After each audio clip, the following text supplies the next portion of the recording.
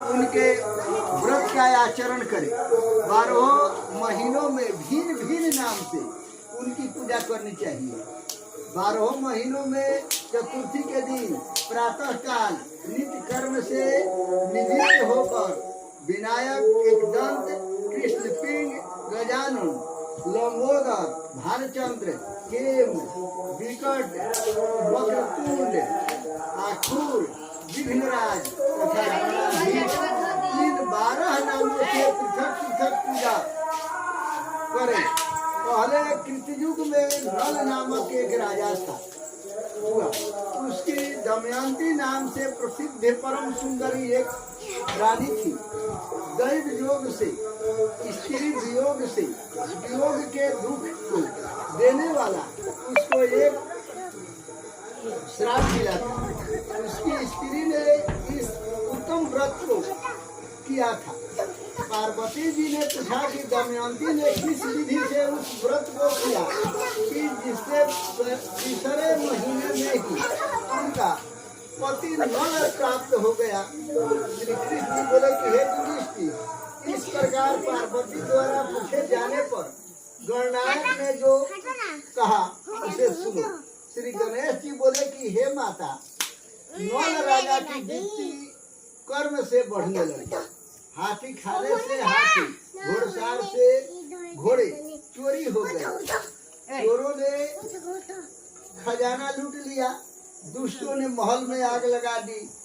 राजकार्य को चौपट करने वाला मंत्री भी राजा को छोड़कर भागे। राजा भी जुए में अपना सब राजपाट गंवाकर अंत में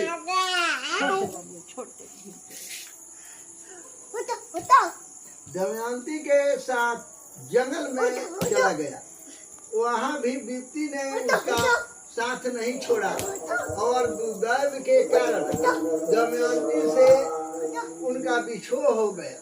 किसी नगर में राजा जाकर राजा नल ने नौकरी कर ली, तो किसी नगर में रानी दमयंती ने तथा किसी नगर में राजपुत्र ने अनेक प्रकार की व्याधि से पीड़ित ये सभी अपने अपने कर्म के फलों को भोगते हुए पृथक पृथक रहकर भिक्षा मांगकर दिन बिताने लगे। एक समय दमयंती महामुनि सर्वभंग के चरणों पर मस्तक लगाकर बोली कि दमयंती ने कहा कि हे भगवान, मेरे पति पुत्र और विभोर तथा पहले के हाथी घोड़े इत्यादि सारे ऐश्वर्य कैसे पुनः प्राप्त होंगे। गणेश जी बोले कि इस प्रकार दमयंती का वचन सुनकर सर्वभंग ऋषि बोले कि हे दमयंती, बड़े से बड़े संकट को दूर करने वाला और समस्त मनोकामनाओं को पूर्ण करने वाला व्रत कहता हूँ, सुनो। भाद्रपद कृष्ण चतुर्थी संकट चतुर्थी उस दिन पुरुष स्त्रियों को पहले कहे हुए प्रकार से एक दंत गजानन का पूजन करना चाहिए। उस व्रत के करने से हे देवी, 7 महीने में ही तुम्हारी मनोकामना सफल हो जाएगी।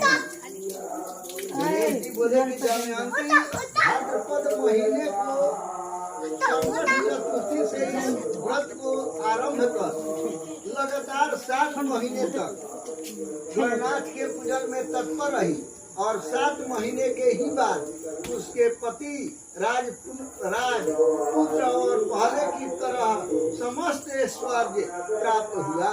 श्री कृष्ण जी बोले कि हे युधिष्ठिर, आप भी इस व्रत को करो, इससे आपका भी नष्ट राज पुनः आपको प्राप्त होगा और समस्त शत्रुओं का नाश हो जाएगा।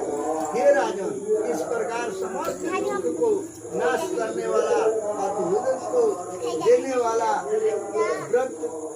व्रतों में उत्तम व्रत, वह व्रत मैंने आपसे कहा है। श्री युधिष्ठिर संवाद भाद्रपद कृष्ण चतुर्थी व्रत कथा समाप्त। एक बार बोलिए गणेश भगवान की जय।